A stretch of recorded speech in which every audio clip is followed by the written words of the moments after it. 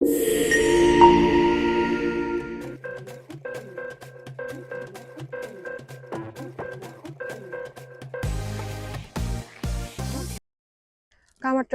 მე ვარ თეოდოლიძე, აგრონომი, კომპანია აგრონოვას წარმომადგენელი დასავლეთ საქართველოში. ვიწყებთ მთელი ვიდეოების გადაღებას YouTube არხისთვის, რომ გაგიზიაროთ ჩვენი გამოცდილება აგროსექტორში.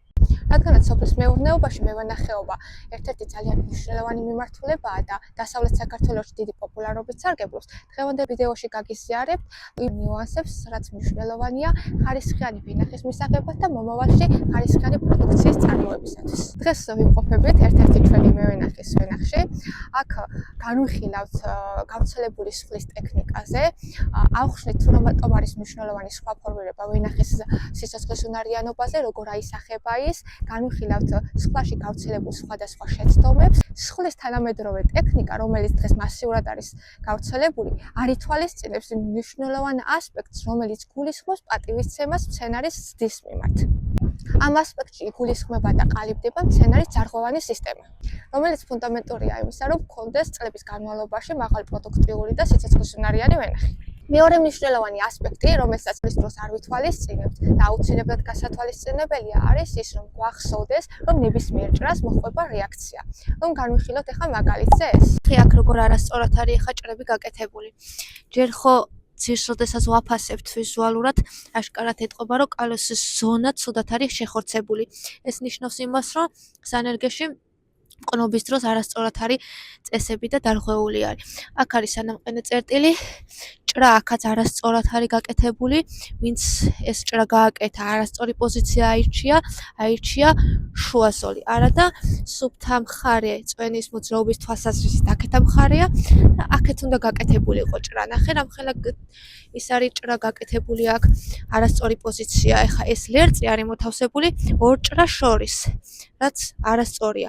აქეთა მხრიდან გაკეთებული ჭრილობები, ჩახმობის კონუსები უკვე ჩათვალეთ, რომ აქ სადინარები წვენთა მოძრაობის, რომლითაც ვენახმა ფესვიდან უნდა მივცეთ ჩვენ საკვები და გადაიტანოს წვენთა მოძრაობით სხვადასხვა მიმართულებით, ისინი უკვე გაუქმებულები იქნება.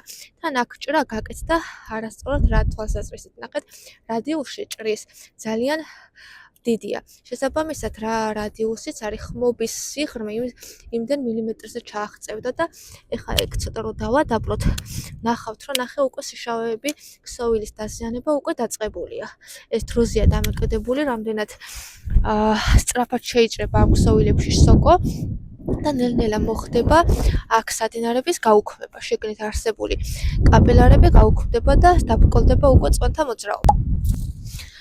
ნახეთ, აქ ისევ არასწორად არის ახლა გაკეთებული ჭრა. აქ არის სანამყენი ადგილი. აქ გადაჭრეს და აირჩიეს ეს.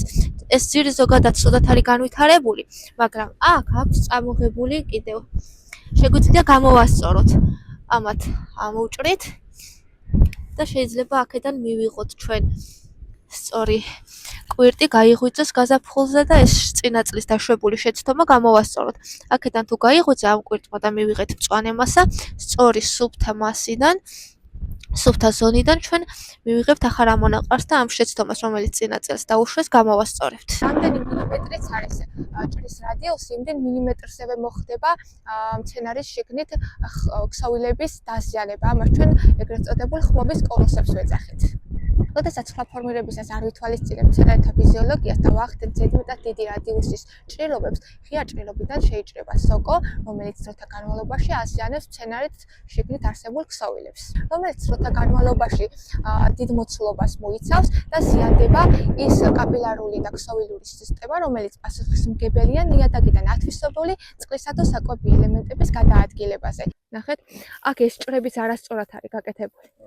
ნახე, ეხა აქ რო ვიზუალურად რო წარმოიდგინოთ თქვენ ეს ხო არის ესე ჩაჭრილი. ამის სიღრმე ნახეთ, საქამდე არის ხმობა, ამის მილიმეტრი ხო არის ესე. აი ამ სიღრმეზე იქნება ხმობა ჩასული. აქაც არასწორად არის, ნახეთ, რამხელა ჭრილობა არის. აქ ცოტა კი აქვს დატოვებული, მაგრამ მწვანე ზონა საერთოდ გაუქმებულია. აქაც ჭრილობა არის, არასწორი ჭრა. აქაც არასწორი ჭრა არის. აქ საერთოდ ისიც არა აქვს დატოვებული სამამულე. სანაყოფი აქვს ერთი დატოვებული.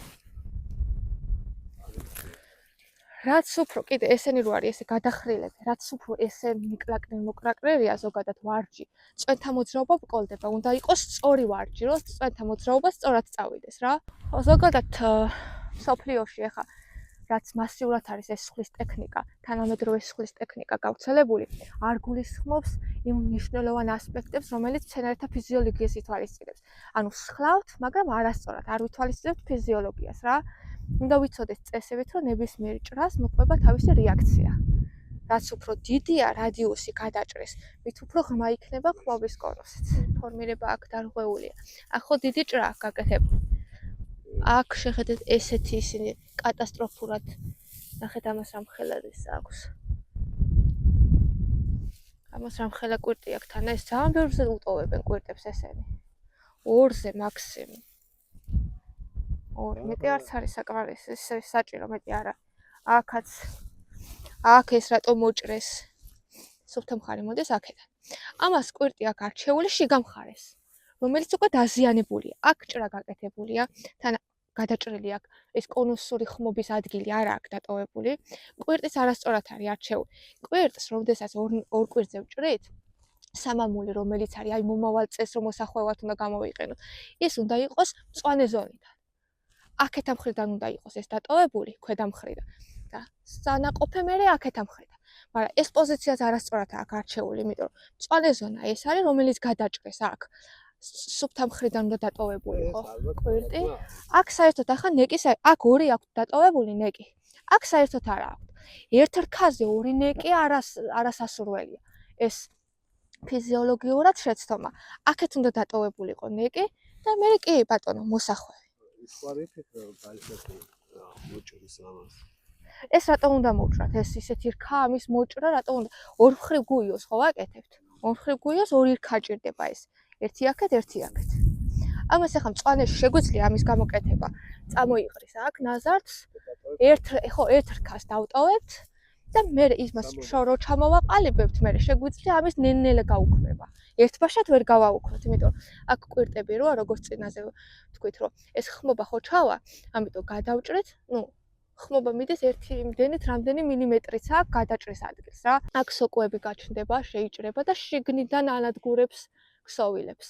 მცენარეთა ფიზიოლოგიის გათვალისწინება ნებისმიერ სოფლის მეურნეობის საქმიანობაში ძალიან მნიშვნელოვანია, როგორც სხლა ფორმირებისას. აი მაგალითად, როდესაც სხლა ფორმირებისას ვისვალისწინებთ მცენარეთა ფიზიოლოგიას და გადაჭრას ვაკეთებთ მისი გათვალისწინებით, ვიღებთ ძალიან მაღალი ხარისხის როგორც პროდუქტს, ისე მრავალი წლის განმავლობაში სიცოცხლისუნარიან ვენახს. როდესაც ვაკეთებთ არასწორ გადაჭრებს და სხვა ფორმირებაც არასწორად არის ჩატარებული, 30-35 წლის ვენახი, რომელიც თავისი სიცოცხლის განმავლობაში პროდუქტიულობის პიკს უნდა აღწევდეს, არის ხოლმე ძირითადად პროდუქტიულობის დაბალ ზღვარზე. რეალურად კი 40-45 წლის შემდეგ უნდა ხდებოდეს კარგად გასხლული ვენახის პროდუქტიულობის თანდათანობითი ვარდნა. ზოგადად გავრცელებულია აზრი, რომ ვენახი ხარობს თითქმის ყველა ტიპის ნიადაგზე, გარდა დაჭაობებული და დამლაშებული ნიადაგისა, მაგრამ უნდა გავახსოვდეს, რომ ამ შემთხვევაში მაღალი ხარისხის პროდუქციას ვერ მივიღებთ, რადგან თუ გვინდა, რომ წლების განმავლობაში მაღალხარისხიანი პროდუქტს ვიღებდეთ ვენახში და ბაზარზეც პროდუქტიულნარიანი ვიყოთ, აუცილებელია შევუქმნათ ის მინიმუმი ოპტიმალური გარემო, რომელიც მას სჭირდება ნორმალური ზრდაგანვითარებისათვის. რა არის ახლა ეს მინიმუმი? როდესაც სურს და გადავწყვეტ ვენახის დარაიონებას, ჯერ აუცილებელია უნდა შევარჩიოთ ექსპოზიცია, ნიადაგური მდგომარეობა, უნდა შევაფასოთ ის ნიადაგის ტიპი თუ ქვეტიპი, რა ნიადაგზე სურს ამ ვენახის გაშენება, უნდა გავითვალისწინოთ ასევე ქვენიადაგური მდგომარეობა, მისი ჭარბტენიანობა, თუ ჭარბტენიანია ძალიან მნიშვნელოვანია სწორი მელიორაციული ღონისძიებების დაგეგმარება.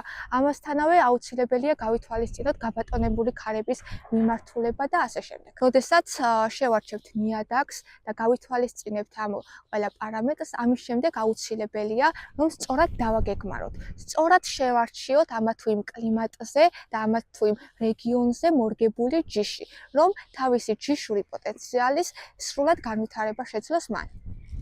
ასევე ყველაზე მნიშვნელოვანი ვენახის დარაიონების პროცესში არის სწორად შერჩეული სანერგე. იმიტომ რომ ძირის ნერგის ხარისხს ძალიან დიდი მნიშვნელობა აქვს. ამას აქვს გადამწყვეტი მნიშვნელობა, მე ასე ვთვლი, ვენახის სიცოცხლისუნარიანობაზე. რადგან პრაქტიკიდან გამომდინარე შემიძლია ვთქვა, რომ თუ ვენახი დავარაიონეთ არასწორ ნიადაგზე, რომელიც არის ღარიბი, ჰუმუსის დონე აქვს დაბალი, გამოფიტულია, ეროზირებულია, ანუ ვთქვათ, მელიორაციული ღონისძიებები არ არის ჩატარებული, ჩვენ ამის კონტროლი და ამის ოპტიმალური გარემოში გადმოყვანა ვენახისთვის შეგვიძლია, მაგრამ თუ ხარისხი ნერგის საძირის სანერგეში არ იქნა გაკონტროლებული და იქ ხარისხიანი ყნობა არ ჩატარდა, ამას ჩვენ ვერ შევცვლით. კალუსის ზონის სწორი შეხორცება და ზოგადად სანერგეში სწორი მყნობა ერთ-ერთი ძალიან მნიშვნელოვანი პარამეტრია იმისა, რომ გქონდეს წლების განმავლობაში მაღალპროდუქტიული და სიცოცხლისუნარიანი ვენახი. მაგალითზე განვიხილოთ სანერგეში დაშვებული შეცვლილება. ეს არის ცოლიკოვრის ნერგი, რომელიც დარაიონდა დასავლეთ საქართველოში. სხვის წესების დარღვევის გარდა ეხლა ჯერ განვიხილოთ სანერგიდან გამოყოლილი პრობლემები, რაც კი არის. ეს არის კალიუსის ზონა.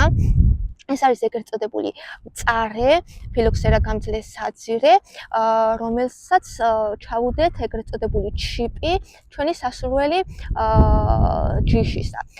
ეს არის კალიუსის ზონა, თქვენ აშკარად ხედავთ აქ, რომ უკვე ასიმეტრია არის მწარისა და ჩიპს შორის, სანამყენი ადგილის არ არის კარგი შეხორცებული და უკვე დაკოჟრება არის წასული. ჩვენ, როდესაც ამ ნაწილს გავჭრით, შევხედავთ, რომ კაპილარული სისტემა, რომელიც უზრუნველყოფს ფესვთა სისტემიდან შეწოვილი საკვები ელემენტებისა და წყლის შეწოვას, აქ უკვე აღარ გაატარებს, რადგან კაპილარული სისტემა აქ უკვე დაზიანებულია, ღია ჭრილობიდან გამომდინარე სოკუ არის შეჭრილი და ქსოვილები უკვე ფერინაცვალიც იქნება და დაცობილი არც იქნება. აქ კიდევ ერთი შეცდომა, რაც მსხლელმა ვერ გაითვალისწინა, ის არის, რომ არასწორად გააკეთა გადაჭრა და რას გულისხმობს. ეს სანამყენი ადგილი რაც არის კალიუსის ზონაში, ეს მთლიანად დაცობილია, ჩათვალეთ, რომ აქ წვენთა მოძრაობა ვერ მიდის. სუფთა ზონა, მწვანე ზონას, რასაც ვეძახით ჩვენ, ეს მხარი არის. და წესით, როდესაც არჩევანი გააკეთა მან, თუ რომელი ლერწი უნდა დაეტოვებინა ძირითად ვარჯზე, გააკეთა არასწორი არჩევანი. წესით უნდა დაეტოვებინა ეს და აქ გადაჭრა არ გაეკეთებინა და გადაჭრა უნდა გაკეთებულიყო აქ. მოეშორებინა ეს ლერწი და ვარჯად მწვანე ზონიდან გამოსული ლერწი აერჩია. ვენახის ნორმალური ზრდა განვითარებისათვის, სანამ მას დავრგავთ, აუცილებელია ნიადაგის შეფასების დროს განსაზღვროთ ამ ნიადაგის ქიმიური შედგენილობა. ეს იქნება მაკრო, მიკროელემენტები, ჰუმუსიანობა, ტენიანობა თუ ასე შემდეგ. მაგრამ ამ პარამეტრების მიუხედავად, ამათგან არის ორი ძალიან მნიშვნელოვანი პარამეტრი, რომელიც აუცილებლად უნდა გავითვალისწინოთ. თუ ვერ შევძლებთ ნიადაგის ქიმიურ ანალიზს, აუცილებელია რომ მოვახერხოთ ნიადაგის pH-ისა და კარბონატობის განსაზღვრა ნიადაგში. რაში მდგომარეობს მისი მნიშვნელობა ჩვენი ხარისხიანი პროდუქტისთვის. კარბონატობის ცოდნა აუცილებელია იმისათვის, რომ მომავალში ვაწარმოოთ ხარისხიანი ხვილი. თუ ვიცით ჩვენს ნიადაგში კარბონატობის დონე, ჩვენ გავსაზღვრავთ მომავალში ხარისხიანი ხვილის წარმოების შესაძლებლობას. არაოპტიმალური pH-ის დროს ნიადაგში შეტანილი სასუქები აუთვისებელ ფორმებში რჩება. ხდება სხვადასხვა მაკრო თუ მიკროელემენტების ბლოკირება. ამიტომ აუცილებელი და გადამწყვეტი მნიშვნელობა აქვს მის ოპტიმალურ ზღვამდე რეგულირებას. ყველაზე გავრცელებული შეცდომები, რაც პრაქტიკაში მინახავს, ის არის, რომ ყოების დროს ამ მაკრო და მიკროელემენტების არასწორი განაწილება ვეგეტაციის განმავლობაში. ესე ქაოსურად ანაწილებენ ხოლმე. ძალიან დიდი მნიშვნელობა აქვს მის სწორ დაგეგმარებას. როდესაც ნიადაგს ვგავთ, მის საწყის განვითარების ეტაპზე ძალიან მნიშვნელოვანია, რომ ფესვების გასავითარებლად ფოსფოროვანი სასუქები მივცეთ. ფოსფორი და კალიუმი ეს ის ნივთიერებაა, რომელიც უზრუნველყოფს აკმაყოფილებს მომავალში მაღალ პროდუქტიულობას, მაგრამ საწყის ეტაპზე თესტთა სისტემის მდგრად განვითარებას. იმისთვის, რომ მრავალი წლის განმავლობაში გქონდეს სიცოცხლესუნარიანი და მაღალპროდუქტიული ვენახი, აუცილებელია დარგვიდან მავთულზე გადაყვანამდე მოხდეს ამ პერიოდში მისი სწორად ფორმირება. დღეისათვის სულ ეს იყო, გამოგვიწერეთ ყველა სოციალურ ქსელში. პერიოდულად გაგიზიარებთ ჩვენს გამოცდილებას აგროსექტორში.